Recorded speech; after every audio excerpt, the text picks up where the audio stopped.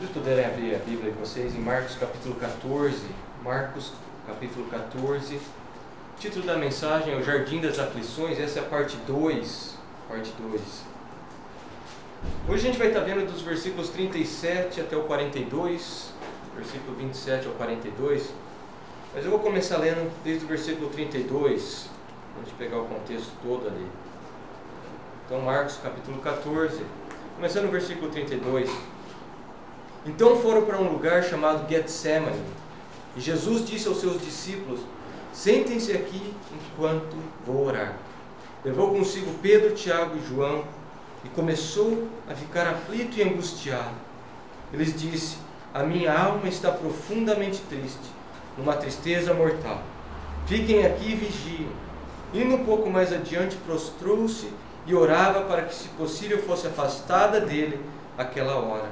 E dizia: Abba, Pai, tudo te é possível. Afasta de mim esse cálice, contudo não seja o que eu quero, mas sim o que tu queres. Então voltou aos seus discípulos e os encontrou dormindo. Simão, disse ele a Pedro, você está dormindo? Não pode vigiar nem por uma hora. Vigiem e orem, para que não caiam em tentação. O espírito está pronto, mas a carne é fraca.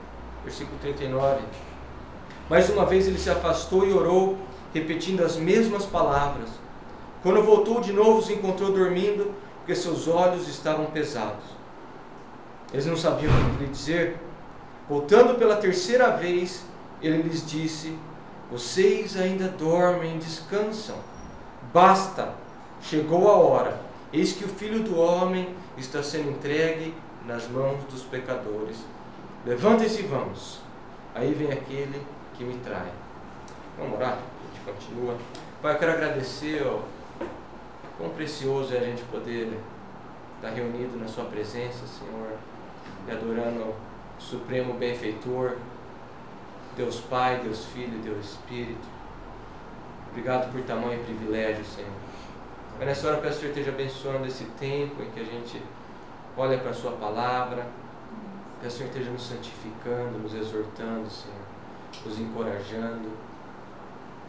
Obrigado por esse tempo que a gente pode descansar no Senhor, começar a semana descansando no Senhor, te adorando, Senhor. Obrigado por isso, Senhor. Peço que o Senhor esteja abençoando a minha boca, me guardando, abençoa os corações, Senhor. Que sua palavra seja simplesmente solta, que ela faça o que ela sempre fez, o que ela sempre faz e sempre fará, que é transformar, que é mudar, Senhor. Em nome de Jesus. Amém. Eu estava pensando estava lendo essa passagem, a gente vai estar focando hoje dos versículos 37 ao 42. Eu lembrei de uma história bem interessante em Gênesis 32, que é quando Jacó, ele luta ali com o anjo do Senhor. Depois vocês podem anotar, depois vocês podem ver. Em Gênesis 32 é quando Jacó luta com o anjo do Senhor. Ele chama aquele lugar de Peniel, porque ele teve um encontro face a face com o Senhor. Estava pensando, como que às vezes os lugares, as horas, os momentos, a gente tem maior aflição, maior dor. Esses lugares, esses tempos, vou chamar de lugar aqui, tem a potencialidade de ser um Peniel. Ele pode ser um lugar de um encontro maravilhoso com o Senhor, como também pode ser um lugar terrível, de amargura, de tristeza para com Deus. Jacó podia ter saído daquele lugar e não quero mais isso. Isso aqui é terrível. Não, ele quer continuar ali. E assim, às vezes o mesmo lugar, o mesmo vale que a gente está, pode ser o vale de vitória, o vale da graça, o vale do triunfo, onde a gente encontra com o Pai, onde a gente aprende a depender da misericórdia, da graça dele, como também pode ser o vale da escuridão, pode ser o vale da amargura. Tudo depende da reação nossa para com a soberania de Deus, para com a situação que o Senhor nos colocou. Tudo depende, eu diria, até da reação para a ação que Deus causou sobre nós. Isso que a gente vê nessa história, que é isso que eu estava pensando, refletindo, essa história do versículo 37 ao 42 que a gente vai estar vendo hoje, como que o mesmo lugar, o mesmo jardim, para Jesus se torna o jardim do triunfo, o jardim da vitória, e para os discípulos o jardim da vergonha, o jardim que eles querem esquecer o que aconteceu ali. Por quê? Por causa da reação deles para a ação do momento.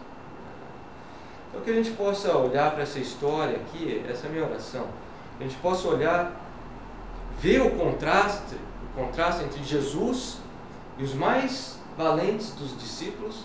Isso daqui é a nata dos discípulos, os três aqui.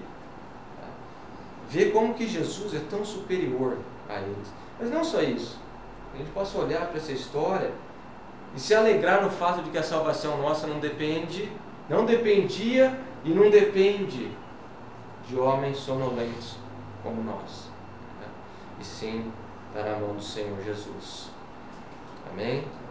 Então a gente caminha aqui, só antes de entrar no versículo 37, só dando uma contextualizada, lembrando que a gente viu a ceia do Senhor, ali no versículo 12, eles celebraram a ceia de Páscoa. Jesus tinha que celebrar a Páscoa, era mandado pela lei todo ano, para ele se fazer a nossa justiça, ele precisava cumprir isso. Então Jesus tinha que celebrar a Páscoa, ele vai em obediência, ele celebra a Páscoa, mas ele não só celebra a Páscoa, ele traz um outro significado para a Páscoa, um novo significado. Então a ceia, a última ceia de Jesus se transforma na primeira ceia do Senhor. É isso que a gente viu. E a hora que encerra, a hora que acaba a ceia de Páscoa, eles vão para o Monte das Oliveiras. É isso que a gente viu, eles começam a caminhar para o Monte das Oliveiras. Nessa hora, Judas já saiu daí. Lucas nos informa que Judas já saiu do grupo dos 12. Então só está os 11 agora, caminhando com Jesus. E eles vão para o Monte das Oliveiras para ir, para entrarem no jardim do Getsemane. Foi isso que a gente viu a semana passada, versículo 32, olha aí, capítulo 14.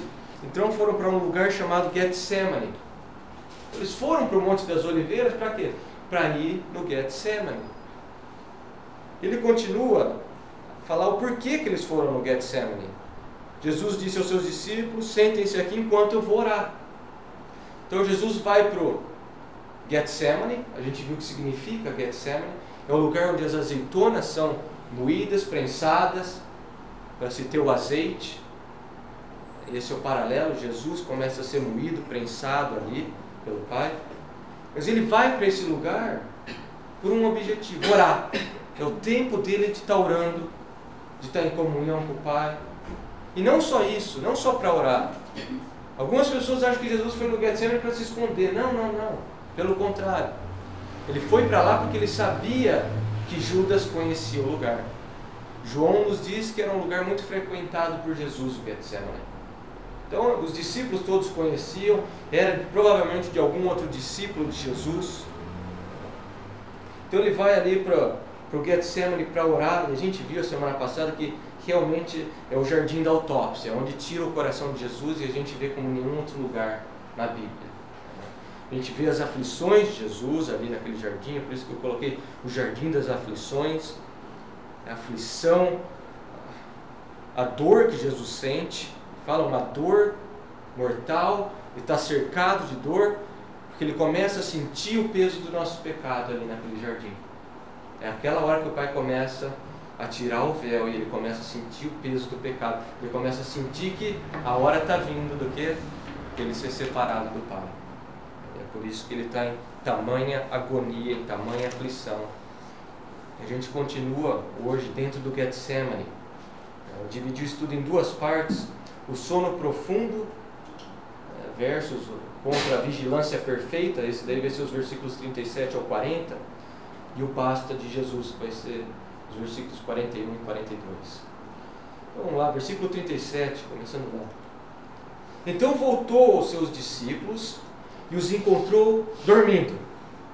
Vamos só lembrar, ele foi para o Getsemane com 11, entrou no Getsemane. O que aconteceu ali? Ele deixou 8 na portaria, na entrada do Getsemane, meio que para proteger o período dele de oração. Então você tem esse processo. Um já saiu fora. Então ele deixa 8 na entrada, ele toma 3 consigo, Pedro, Tiago e João. Ele vai mais adiante no jardim. São esses 3. Olha o que diz o texto ali. Voltou aos seus discípulos. Quem são eles? Não são todos. Pedro, Tiago e João. Por que Jesus levou esses 3? Essa foi a pergunta que a gente fez a semana passada. Por que Pedro, Tiago e João? A gente viu, eles viram a glória de Jesus como nenhum outro discípulo viu. Eles estavam, em Marcos 5, a hora que você vê, Jesus levou esses 3 para dentro do quarto, quando ele vai ressuscitar a menina. Não só isso. Eles estavam em que monte? Monte da Transfiguração. Esses 3 estavam lá. Então, assim como eles viram a glória de Jesus, eles vão ver agora o sofrimento, a angústia. Foi isso que a gente viu. O cristão não só vê a glória de Jesus. É isso que o pessoal quer. Vai ver a glória de Deus, vai ver a glória de Deus. Não. Você também vai participar, você vai ver o sofrimento, você vai sentir o sofrimento de Cristo. Então ele leva os 3, e não só isso, esses 3 prometeram o quê? O que eles prometeram para Jesus? Até a morte a gente vai estar com você. Tiago e João primeiro, não, a gente vai beber do cálice com você, a gente vai ser batizado do seu batismo com você. E a gente viu, alguns domingos atrás, Pedro, se for preciso eu morro com você. Então Jesus leva esses 3 que falaram tanto, que prometeram tanto, para eles experimentarem um pouco, né? E verem que eles não vão conseguir fazer o que eles tanto falaram. Se você estiver olhando a sua Bíblia, se você quiser, você grifa a palavra voltou. Voltou. Isso é de extrema importância. Mostra a misericórdia, o grande amor de Jesus. Jesus está no momento mais intenso da vida dele, em oração. Ele começa a sentir dor e aflição como ele nunca sentiu antes. Ele está no pior encontro que ele já teve, que é o encontro com o Pai. E a hora que o Pai revela, começa a tirar o véu, ele começa a sentir o peso do pecado. Ele está nesse pior momento da vida dele, o que ele faz? Ele para e faz o quê? Volta. Volta para ver os seus discípulos. Eu fiz isso na minha grifei e falei, grande misericórdia. Grande misericórdia. Ele está na maior das aflições. Ele para aquele momento. Deixa eu checar como que os meus discípulos estão. Deixa eu ver como que eles estão. O grande amor, o grande cuidado, a grande compaixão de Jesus. Né? E ainda hoje, Jesus está governando todas as coisas, Ele está reinando todas as coisas, sustentando todas as coisas à direita do Pai. Está bem ocupado. E mesmo assim, Ele se importa com cada um de nós. Com cada um de nós. Mesmo quando a gente está dormindo, mesmo quando a gente não está se importando com Ele, Ele ainda se importa com a gente. Grande misericórdia de Jesus. E os encontrou dormindo, versículo 37. Ele volta, ele para o processo, ele vai ver os homens, e o que eles estão? Dormindo. É o grande choque. Só as aflições de Jesus, só os sofrimentos de Jesus já deviam estar apontando para um momento intenso, um momento que ia requerer um esforço maior da parte deles. Então é um choque. Jesus está passando pelas maiores aflições que ele já passou na vida dele. Angustiado, eles estão vendo que Jesus está suando sangue, aflito, pálido. O que eles fazem? Eles dormem. Não só isso, Jesus falou para eles, vocês vão me abandonar nessa noite. Mais um motivo para estar acordado. Orando. Pedro, você vai me negar essa noite. Ele vai dormir. Então, o que era para ele estar fazendo? Orando. E não adianta, você pode pensar sobre isso. Tem momentos na nossa vida, você pensar sobre algumas ocasiões, tem momentos que requerem um esforço maior da nossa parte. Requer um esforço maior.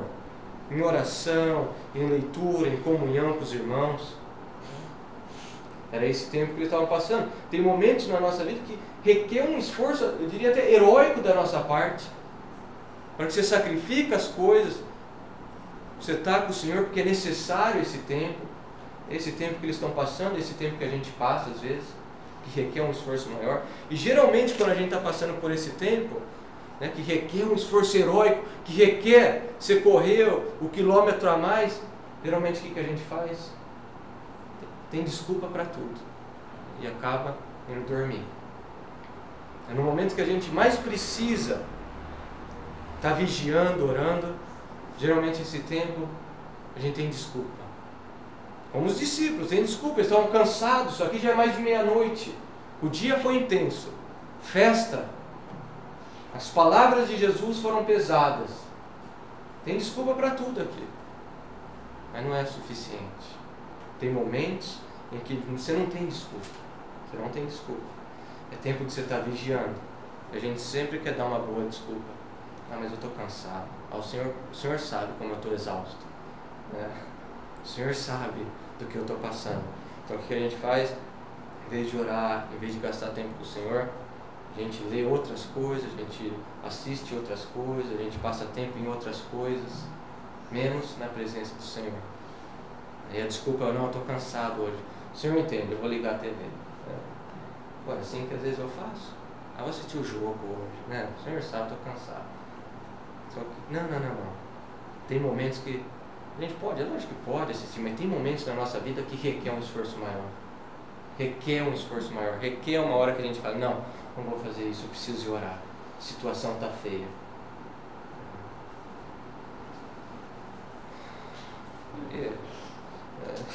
O Senhor Jesus havia levado eles para eles orarem, para eles ajudarem Ele naquele momento, enquanto eles dormindo. Você imaginar o cálice do sofrimento de Jesus, esses homens aqui era uma jarra sendo acrescentada, né?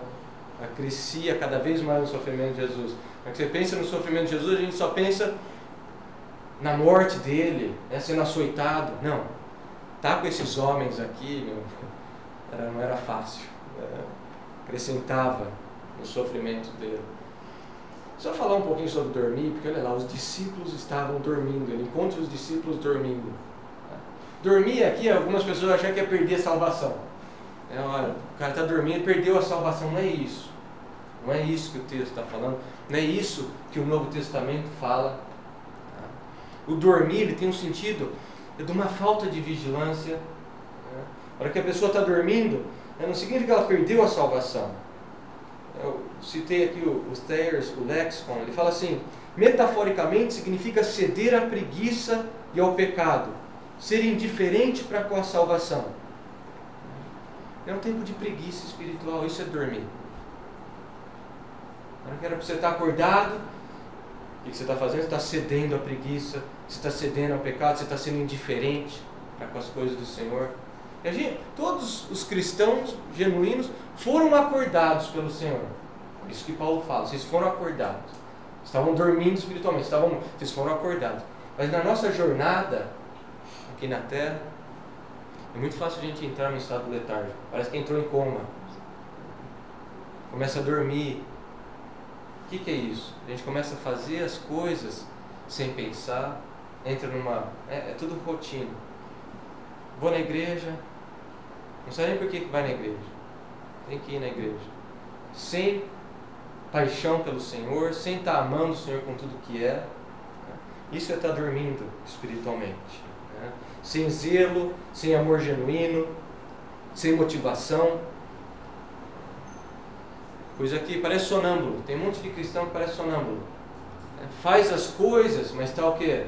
Dormindo. Você pergunta, o que você leu hoje? Mano? Não lembro. Por que você orou hoje? Não sei. Por que você está aqui na igreja? Não sei. Isso quando não tem cristão que entra em coma, que daí fica até pior. E daí sai da igreja, para de ler totalmente. Não é quem lê e não lembra. É que já o negócio é até mais pesado. Se a gente está nesse estado, está aqui a palavra do Senhor, acorda. Isaías 52:1. Isaías 52:1. Desperte, desperte, ó Sião. É a igreja, agora Sião. Vista-se de força. Efésios 5:14. Desperta, ó tu que dormes. Romanos 13:11. Romanos 13:11. Chegou a hora de vocês despertarem do sono. 1 Tessalonicenses 5:6.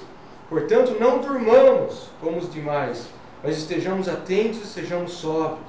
Os que dormem, dormem de noite, os que se embriagam, embriagam-se de noite. Nós, porém, que somos do dia, sejamos sóbrios, vestindo a couraça da fé e do amor e o capacete da esperança da salvação.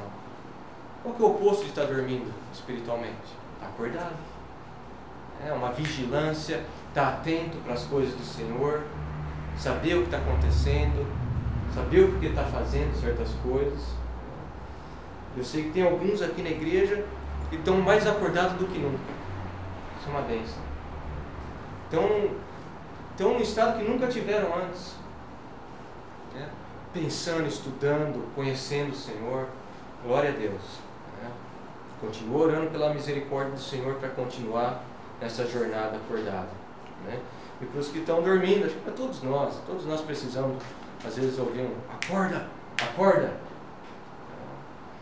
J.C. Ryle, ele fala assim, no comentário dele, Marcos: essas coisas foram escritas para o nosso aprendizado. Cuidemos para que não tenham ficado registradas em vão. Estejamos sempre em guarda contra aquele espírito preguiçoso, indolente e indulgente na esfera das coisas espirituais, que é natural a todos nós, especialmente no que se concerne às nossas orações particulares. E aqui vem a dica: quando sentirmos que tal atitude nos está assaltando, lembremos-nos de Pedro, Tiago e João no Getsemane. Exerçamos cuidado. Estavam dormindo. A Bíblia fala, no Novo Testamento, Antigo Testamento: desperta, acorda. Vamos. Versículo 37. Versículo 37. Repreensão de Jesus. Olha lá. Simão, disse ele a Pedro, você está dormindo? Aqui entra a repreensão do Senhor. E ele repreende aqueles que ele ama, ele corrige aqueles que ele ama. Tem gente que não gosta disso. Não, Jesus jamais corrige as pessoas. Não, ele corrige as pessoas. Ele edifica eles quando eles fazem a coisa certa. Pode ver, Jesus os elogia, os exalta, mas quando eles estão fazendo a coisa errada, o Senhor confronta o pecado deles. Simão, disse ele a Pedro, Simão. Ah, como deve ter doído aquelas palavras no ouvido de Pedro. O que era Simão? O nome antigo dele. Imagina ser acordado com isso. Simão, está se comportando como um antigo homem. Sua antiga natureza, Pedro. Como deve ter doído, né? Ser acordado com Simão.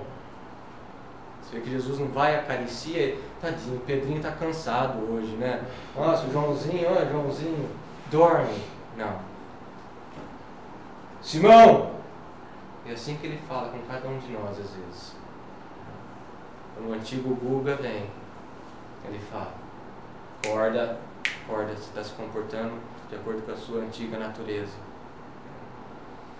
É interessante que ele se direciona a Pedro, porque é o falastrão. É o falastrão, então o que vai acontecer? Ele recebe a exortação. Ele fala pelos outros, agora ele vai o quê? Ouvir pelos outros.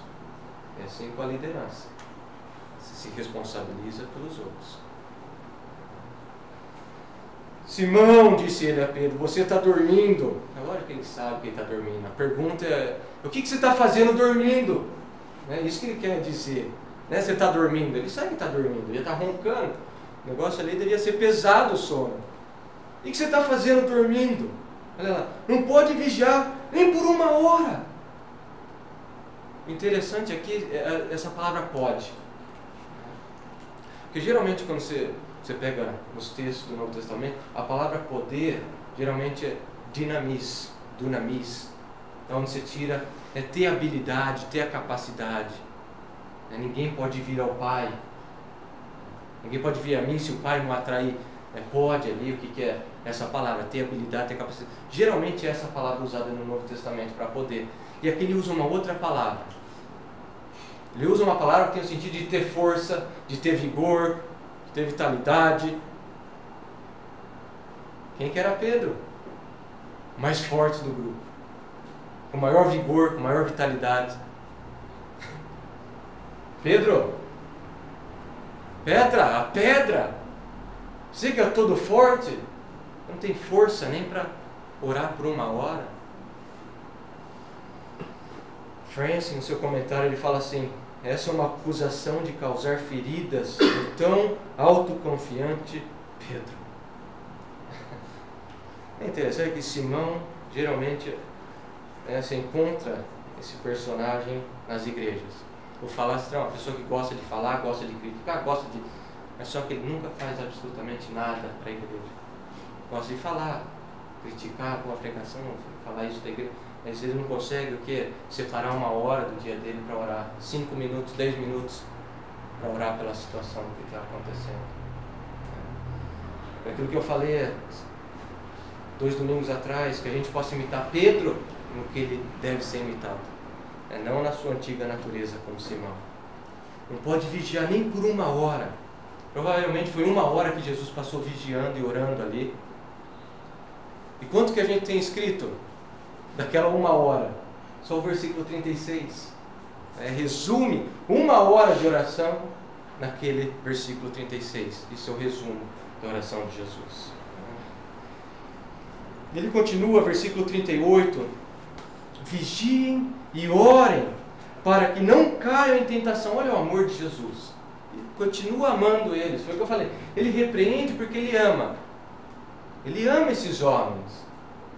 Assim como ele nos ama, ele nos repreende, ele nos exorta, ele nos dá a dica do que fazer, o que é certo.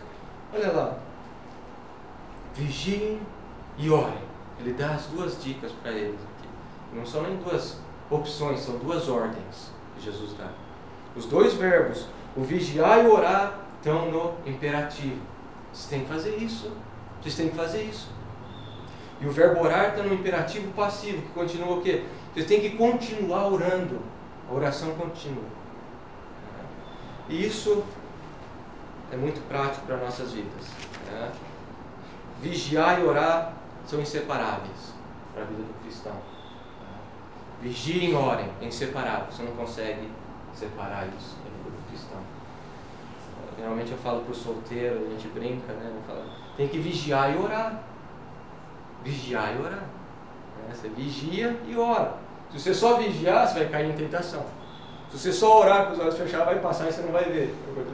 Vigia e ora.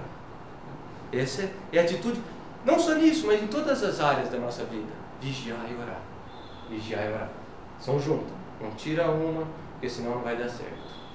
Ryle, ele continua, ele fala assim: precisamos tanto orar quanto vigiar. Tanto vigiar como orar. Vigiar e não orar equivale à demonstração de autoconfiança e presunção. Orar sem vigiar é demonstrar mero fanatismo religioso. Essas 2 atitudes, se a gente pensar na nossa vida, pensa na sua vida, quando você parou de vigiar e de orar, o que aconteceu? Caiu. Assim, a gente cai. A gente para de vigiar e de orar, a gente cai. Não adianta só orar. Amém. Pai, me ajuda nessa área. Me ajuda com a agressividade. Me ajuda com a fofoca. Amém. A gente tem que orar, pedir para o Senhor nos ajudar. É assim que a gente tem que fazer também? Vigiar. Vigiar. Como que eu estou fazendo? Eu estou fugindo do mal. Vigiar e orar. Em toda a esfera da nossa vida. Seja em casa, seja no trabalho. Vigiem. Vigiem, a palavra é bem interessante, que ela é o oposto. É basicamente o oposto de estar dormindo. É estar vigiando. É estar atento, com cuidado. Isso é como todos nós devemos estar. Aqui vai uma pergunta: a gente tem acordado, a gente tem estado acordado para as coisas espirituais? A gente tem estado vigiando, a gente está vigiando para as coisas espirituais? O que acontece É exatamente o que a gente vê aqui. A hora que você para de vigiar, que você para de orar, você cai. A hora que você para de vigiar, você começa a ver o que? A pessoa começa a aceitar tudo. Ela para de pensar como um cristão, começa a pensar igualzinho o mundo. Porque parou de vigiar, parou de orar. Exatamente isso que acontece. Na esfera do trabalho, a pessoa começa a seguir o padrão do mundo. Começa a fazer igualzinho que o mundo faz. E não achar que tem problema. Porque parou de vigiar, de orar. Em casa, a mesma coisa. O modo de tratar a esposa, o modo de educar os filhos. Acaba virando igualzinho o mundo. A vida pessoal que assiste, como fala, acaba a mesma coisa. Porque parou de ter a oração e o vigiar. De extrema importância. E eu pergunto, é sério isso, você tem vigiado e orado? E não é para trazer um peso. O Senhor está trazendo um peso, amém, mas não é para trazer um peso. É porque olha o que Jesus fala logo em seguida. Esse é o motivo que eu pergunto, vocês têm? A gente tem vigiado e orado? Olha o que ele fala, vigiem e orem. Olha a razão, o motivo. Para que não caiam em tentação. Tentação aqui para eles, qual que é a tentação? Dormir. É o sono. Eles vão dormir e como consequência do sono eles não vão orar, eles não vão se fortalecer no Senhor e vai acontecer o que aconteceu, a gente sabe. Eles todos abandonam o Senhor. Mas cada um de nós aqui vai ser tentado numa área específica da nossa vida. Cada um tem uma área, que vai ser, ou áreas que a gente vai ser tentado. Agressividade, sensualidade, idolatria, entretenimento demais. Mas o remédio é um só. Qual que é o remédio? Vigiar e orar. Vigiar e orar. Colossenses 4:2. Colossenses 4:2, olha só. Dediquem-se à oração e estejam vigiando, estejam alertas e sejam agradecidos. 1 Pedro aprendeu isso. 1 Pedro 5, começando no versículo 6. Portanto, humilhem-se debaixo da poderosa mão de Deus, para que Ele os exalte no tempo devido. Lancem sobre Ele toda a sua ansiedade. Isso se faz como? Através da oração. Porque Ele tem cuidado de vocês. Sejam sóbrios e vigiem. O diabo, o inimigo de vocês, anda ao redor como um leão, rugindo e procurando quem possa devorar. Pedro aprendeu isso, né? Experiência própria dele. A grande razão, versículo 38 ainda, você começa a ver que tem uma sequência ali. Vocês vigiem e orem para que não caiam em tentação. Esse é o motivo que você tem que vigiar e orar, para você não cair na tentação. E agora ele explica o porquê que a gente cai em tentação. Olha lá. O espírito está pronto, mas a carne é fraca. O espírito quer. O espírito está desejando, mas a carne sua vai ser fraca. Então Jesus dá uma lição sobre a natureza do homem. Só que Jesus não está usando o sentido gnóstico, neoplatônico da coisa, de que o material é ruim. Não é isso que ele está falando. Não. Só essa passagem tem várias interpretações. Vou dar 3 aqui e você escolhe uma delas para você. Primeira, Jesus está se referindo ao Espírito Santo. Então Jesus está dizendo que o Espírito Santo sempre está pronto para nos ajudar. Mas nós é que falhamos por ainda estarmos nesse corpo de pecado. Essa é uma alternativa.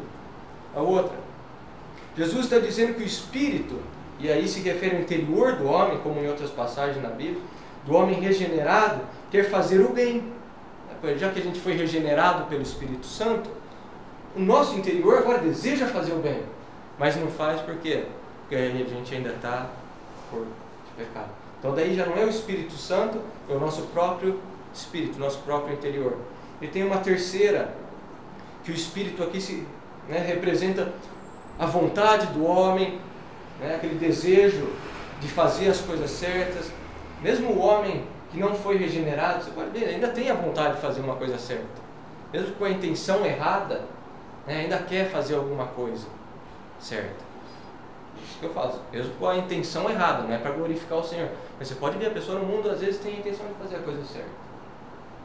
Mas daí é isso que ele fala. Mesmo esse negócio interior que quer fazer o certo, cede à carne. Essa é a terceira opção. Daí seria, né, todo o homem junto. Daí não consegue, se conforta com pouco, se conforta com o que tem e acaba cedendo. Então você pode escolher entre as três aí. Eu sinceramente não sei. As três têm fundo bíblico, as três são bem práticas e bem difícil de ser escolhido. Independente de qual interpretação que você escolhe, a verdade é uma só. O espírito quer, mas a carne é fraca. Ryle fala assim: somos crentes autênticos e desejamos manter alertas nossas almas? Nunca nos esqueçamos que carregamos conosco uma dupla natureza, um espírito pronto e uma carne fraca. Esse slogan do cristão, do momento que ele é salvo, do momento que ele é convertido pelo Senhor, do momento que ele acorda, do momento que ele dorme, qual que é? Vigiar e orar. Vigiar e orar. Cristãos, em outro comentário fala assim: cristãos bem intencionados podem facilmente deixar de cumprir os seus chamados, simplesmente cedendo às várias necessidades físicas ou desejos. Na verdade você fala: pô, meu cara tinha tanto potencial, tinha tanta vontade dele de servir ao Senhor, super bem intencionado, mas o que acontece? Na hora que você cessa de orar e vigiar, a pessoa cede. Aí você fala: poxa, tinha tanto futuro aquela pessoa, o que aconteceu? Cessa de vigiar e de orar. A realidade de que nossa carne é fraca, independente do que realmente seja o significado dessa afirmação de Jesus, deve nos levar a uma vida de oração, um estado de alerta, de vigilância. É isso que Jesus está fazendo no jardim. É exatamente isso que ele está fazendo no jardim. O que ele está fazendo? Vigiando e orando. Versículo 39. Mais uma vez ele se afastou. Olha lá, mais uma vez ele se afastou. Essa é a segunda vez que Jesus larga os três e vai sozinho se encontrar com o Pai. Segunda vez. Ele sai, ele larga eles e vai orar. Algumas pessoas acham: olha que exemplo magnífico que Jesus deixou. Amém. É exemplar, mas não é só exemplar. Ele precisava orar. A angústia que ele está sentindo, o peso que ele está sentindo, a dor que ele está sentindo, ele precisa orar. Ele precisa orar. Então, muito além de só ser um exemplo, comparando ele com Pedro, não, Jesus precisava orar. E se ele que era Deus precisava orar, quanto mais nós. Mais uma vez ele se afastou, versículo 39, e orou, repetindo as mesmas palavras. Espera aí, Jesus está fazendo o que ele condenou? Ficar repetindo? É isso que ele está fazendo? Meras, vãs repetições, que ele fala em Mateus 6. Quando orar, não ora como os fariseus oram, fazendo vãs repetições. É isso que Jesus está fazendo aqui? De modo nenhum. Ele está fazendo algo que ele já ensinou em Lucas 18. Olha só, Jesus contou aos seus discípulos uma parábola para mostrar-lhes que eles deviam orar sempre e nunca desanimar. Persistência. É isso que ele está. Isso aí não é vã repetição. A hora que você vê ali repetindo as mesmas palavras. Algumas pessoas vão olhar: olha lá, Jesus falou para não orar, vãs repetições, e ele está repetindo as palavras. Não, ele está persistindo em oração. Persistindo. Isso que a gente precisa aprender, persistir em oração. Quão fácil é para a gente começar a orar por alguma coisa e logo em seguida desanimar. Ora uma vez, às vezes ora duas vezes e já desanima. E como bom calvinistas, o que a gente fala? É a soberania de Deus. Não, muitas vezes isso é pecado. É pecado nosso de não estar persistindo em oração quando a gente deveria. Quantas vezes a gente faz isso?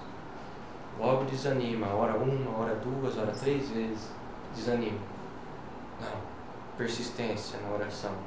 Matthew Henry, ele fala assim: apesar das respostas das nossas orações não chegarem tão rápidas como esperamos, Ainda assim, nós devemos renovar nossos pedidos e continuar perseverando em oração. É isso que Jesus está fazendo aqui. Não importa quão difícil seja a situação. Às vezes eu acho que isso que é mais difícil. Dependendo da situação, fica mais difícil de você perseverar em oração. Você está cansado, a situação é terrível e parece não haver a mão do Senhor naquela situação. Não, é aí que a gente tem que continuar. Aprender com Jesus. No momento de maior aflição ele continua. E olha lá, repetindo as mesmas palavras. Quais são as palavras? Versículo 36. Olha lá, versículo 36.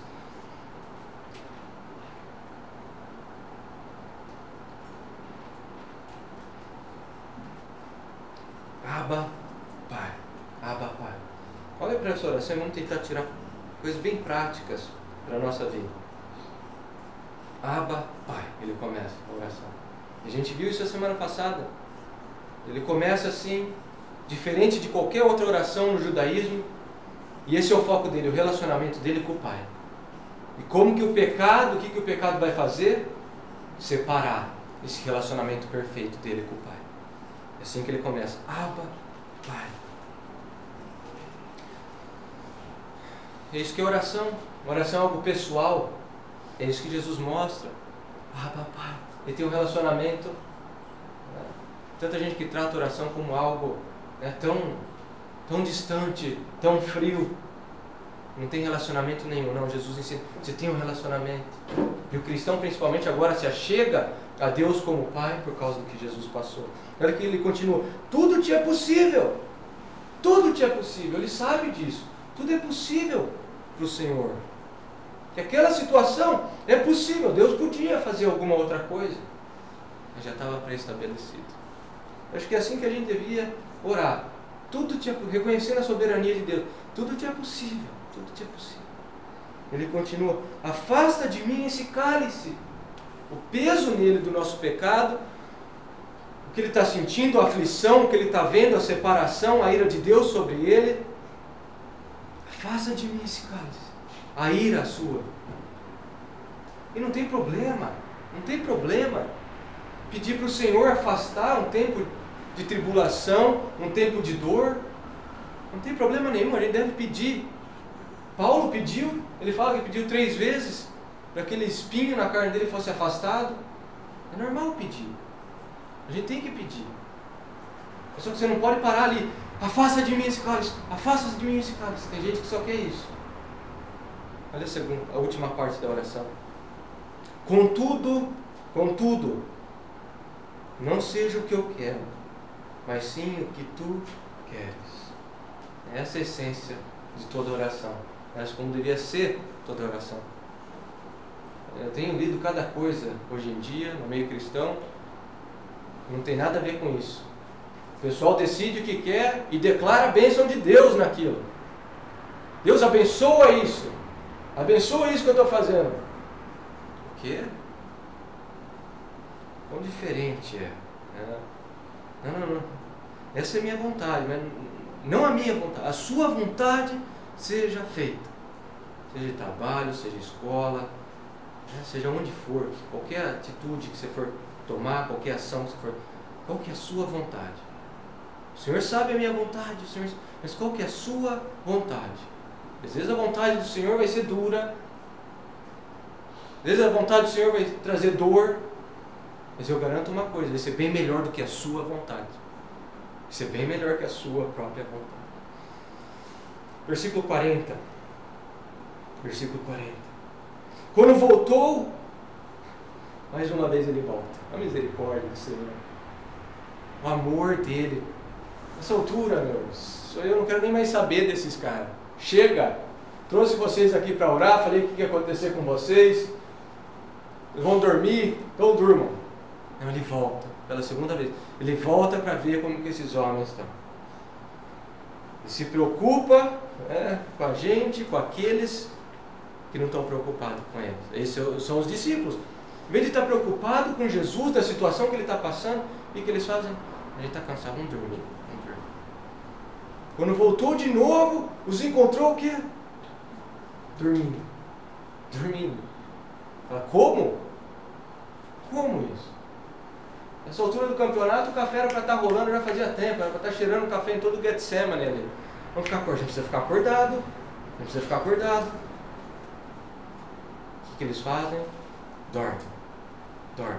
Quantas vezes na nossa vida o Senhor nos alerta? O Senhor nos alerta, o que a gente faz?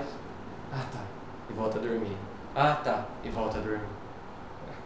Às vezes a gente olha para esses homens, a gente quer rir deles, né? Eles representam a gente ali. É igualzinho que a gente faz. Olha o que o texto fala. Porque seus olhos estavam o quê? Pesados. Eles estão cansados. Os homens estão exaustos do dia. Lucas, olha o que Lucas 22, 45 fala. Lucas dá o remédio do cansaço deles. Lucas 22, 45. Quando se levantou da oração e voltou aos discípulos, encontrou-os dormindo, dominados pela tristeza. Eles estão dominados pela tristeza do que está para acontecer, das palavras de Jesus. O pastor vai ser ferido, vocês vão me abandonar. Um de vocês vai me trair. Essas palavras doeram neles. Estão dominados pela tristeza. Quantas vezes o sono é uma arma de fuga? Você precisa fugir. Quando a tristeza bate, o que você faz às vezes? Vou dormir. Lembra na faculdade tinha um amigo meu, ele sabia que ele ia ser expulso da faculdade por ter aprontado. Eu lembro que ele passou 2 dias dormindo, porque o pai dele era pastor e ia cair a casa para ele. 2 dias dormindo. O que era aquilo?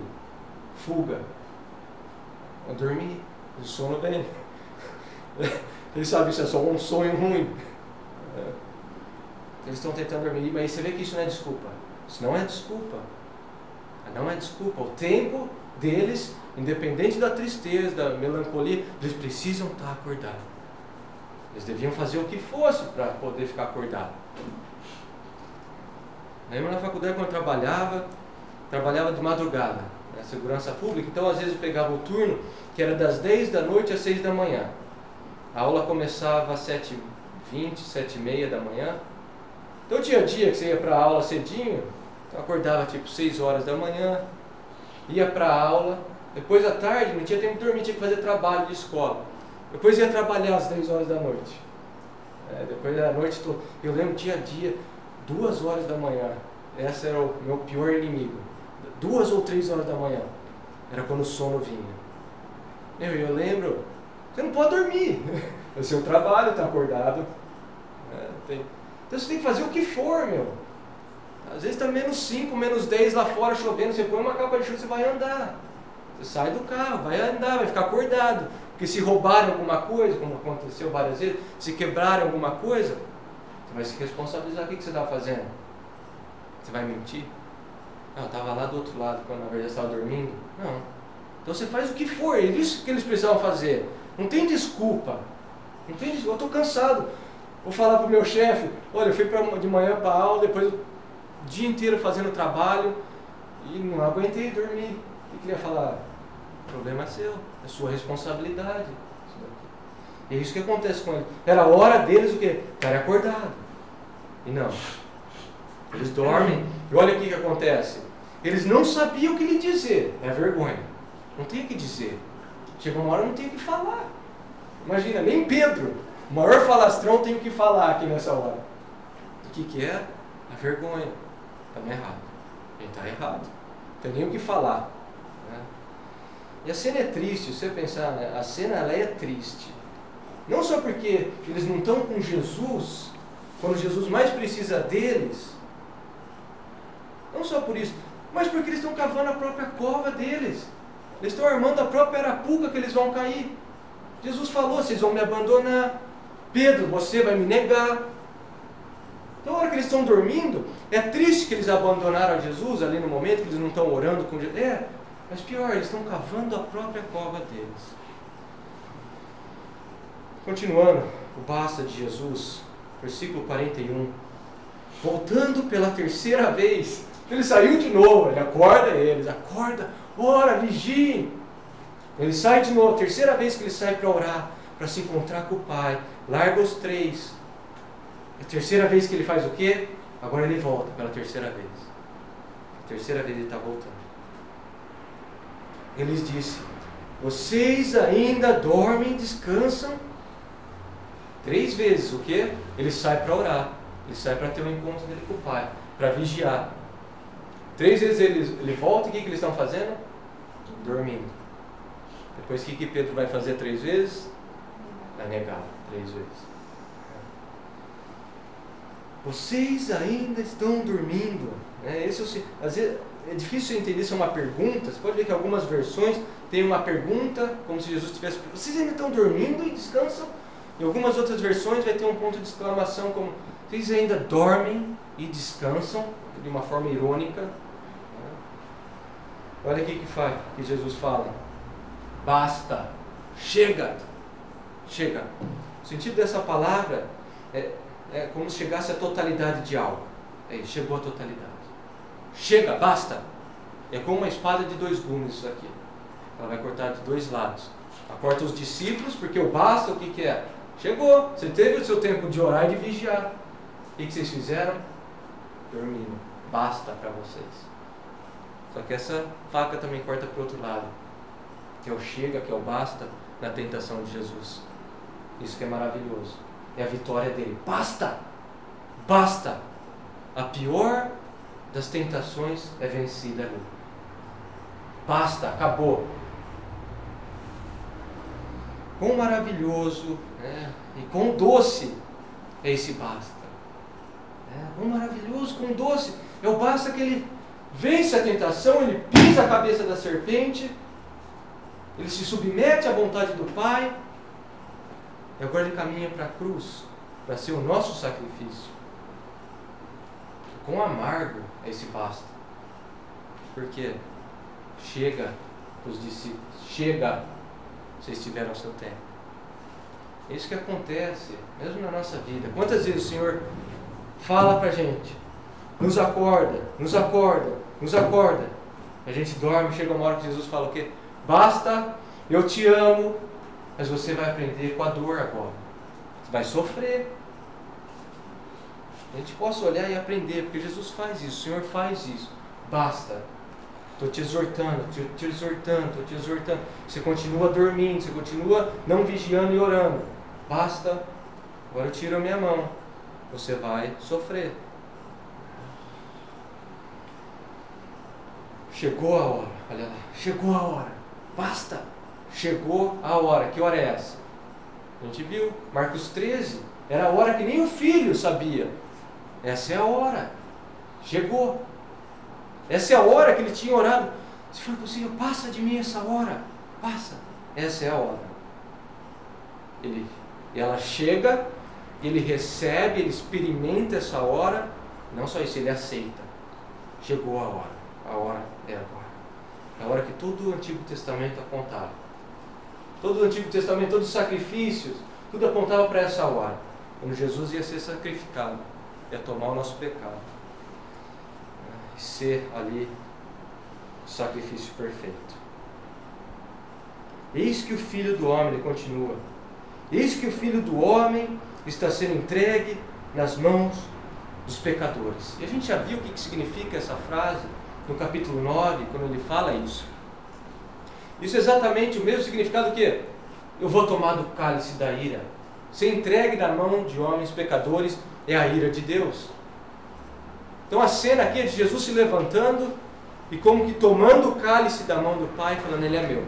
Eu vou tomar até a última gota desse vinho amargo aqui. Entregue na mão dos pecadores. Olha que contraste, o santo, aquele que não tinha pecado nenhum, agora ele é o que? Entregue. Entregue. O sentido é de abandonado. Essa palavra era usada para quando um criminoso era entregue à justiça, um escravo rebelde era entregue à justiça, ou quando um homem justo era traído, essa palavra era usada para isso. Aqui no contexto a gente vê que esse entregue aqui é a soberania de Deus. O Filho do Homem está sendo entregue. É isso que a gente vê em Romanos 1, no versículo 24 ao 28, você vai ver lá: por isso Deus os entregou, a mesma palavra, Deus os entregou. Romanos 8, 32, Aquele que não poupou seu próprio Filho, mas o entregou por todos nós. Romanos 4:25, Ele foi entregue à morte por nossos pecados. Então, como um criminoso, Jesus está sendo entregue, está sendo abandonado pelo próprio Pai. Olha lá, nas mãos dos pecadores. Terrível coisa é a mão dos pecadores. Ezequiel 39:23, se você estiver anotando. Ezequiel 39:23, e os entreguei nas mãos dos seus adversários. Juízes 2:14, por isso a ira do Senhor se acendeu contra Israel e os entregou nas mãos dos espoliadores. Salmo 75, versículo 61.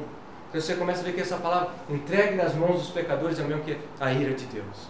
Está começando, filho de Deus está começando a ser entregue à ira de Deus. Olha lá, versículo 42. Levantem-se e vamos. Levantem-se e vamos. Chegou o leão da tribo de Judá. Está aí. O Senhor dos Senhores se levanta, vencido a aflição, foi vencida a angústia, a dor. Imaginar a cena no Getsemane, ele voltando para esses homens. Antes ele estava aflito, sua roupa deve estar marcada de sangue, do suor dele, da intensidade que ele passou, da aflição que ele teve. E agora ele se achega a esses homens. Basta, a hora chegou, levanta, levanta. Diferença, né, do modo que o pessoal vê Jesus, né? Aquela pessoinha sofrendo, sem noção do que estava acontecendo, como um fraquinho. Não, isso aqui é o guerreiro. Isso aqui é o guerreiro. Por isso que ele chama leão da tribo de Judá. Ele vence a pior de todas as tentações, ele esmaga a cabeça de Satanás. Se levanta, pronto, vamos embora. Chegou a minha hora de ser entregue.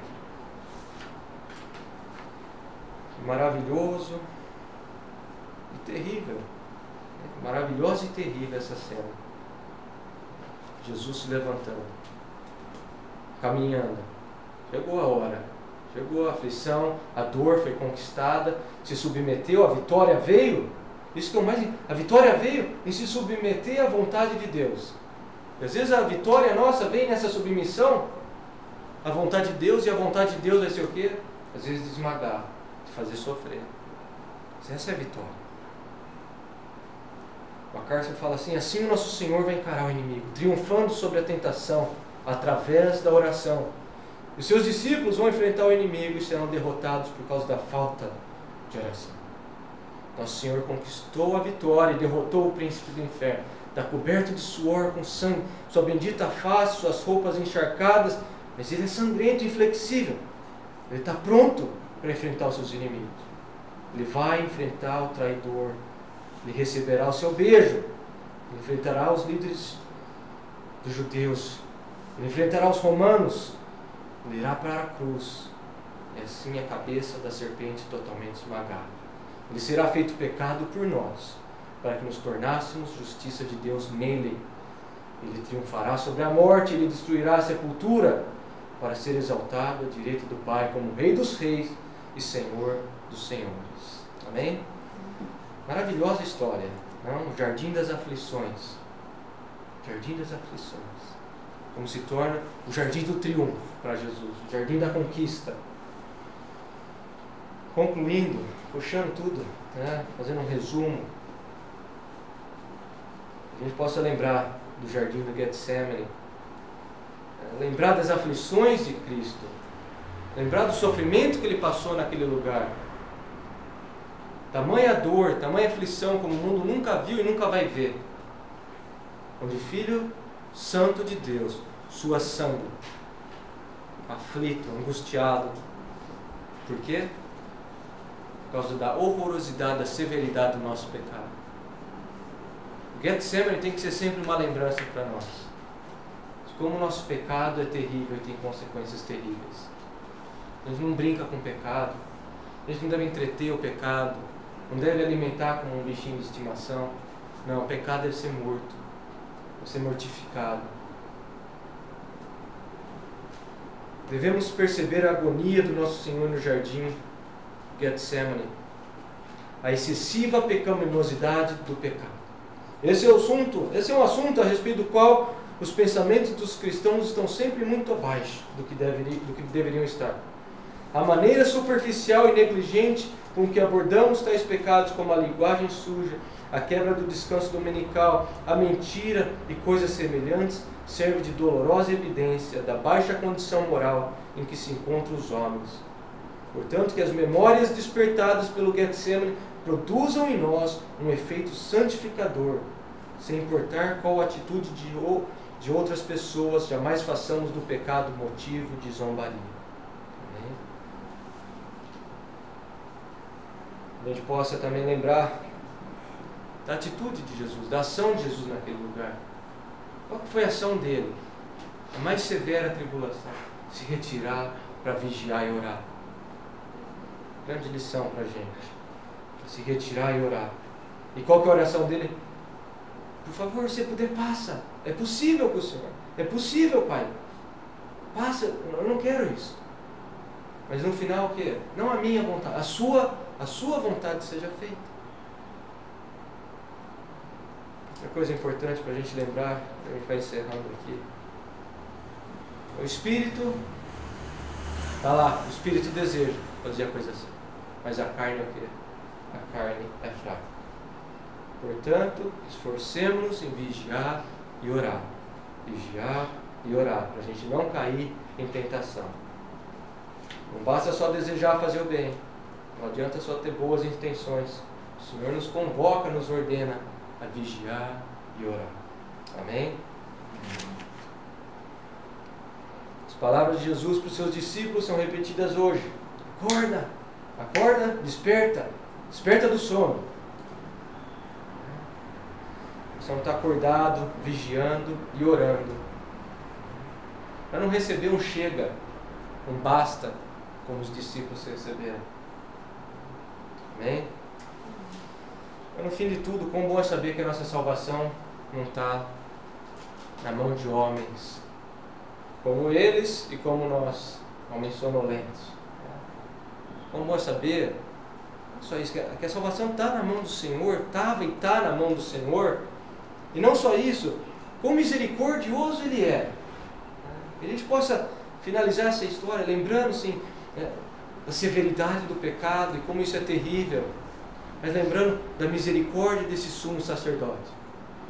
Enquanto ele está orando, enquanto ele está servindo, enquanto ele está lá com o Pai, mesmo assim o que ele faz? Ele para tudo. Para tudo para quê? Deixa eu ver como que eles estão. Deixa eu ver como que eles estão. E ele vem, no meio da pior aflição, ele para ir confortar, consolar, encorajar, corrigir os seus discípulos. O mesmo isso hoje. Quão maravilhoso é. Isso que o autor de Hebreus fala. Quão misericordioso é esse sumo sacerdote. Está governando todas as coisas, está sustentando todas as coisas. E mesmo assim, ele cuida, ele se importa com cada um individualmente. Amém?